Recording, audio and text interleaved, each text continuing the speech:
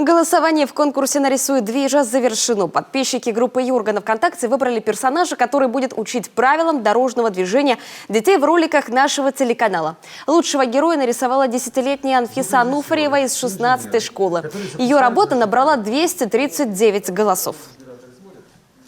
Цвета его костюма и волос изображают, напоминают нам цвета светофора.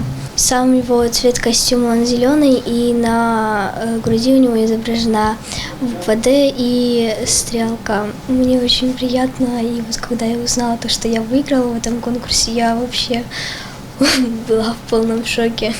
Весь образ она придумала сама, нарисовала его. Немножко мы только откорректировали цвет костюма. Решили, что лучше сделать его в цветах светофора.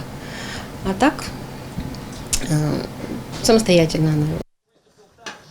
Анфиса не только нарисовала персонажа, который будет помогать ребятам соблюдать правила поведения на дороге, но и придумала ему девиз «Движ-скрипыш спешит на помощь». В конкурсе рисунков непроста.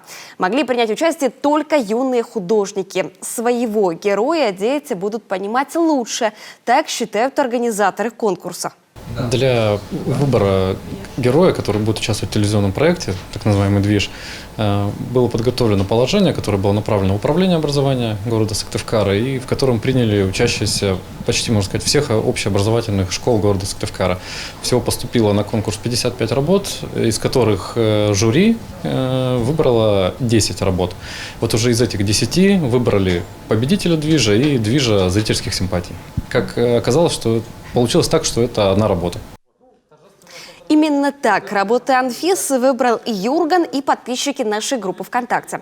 Диплом победителя Анфисе вручили прямо в студии телеканала, но это не главный подарок. Уже совсем скоро героя Анфисы увидит вся республика. Юрган создаст серию роликов, где Движ будет спасать ребят от беды на дороге.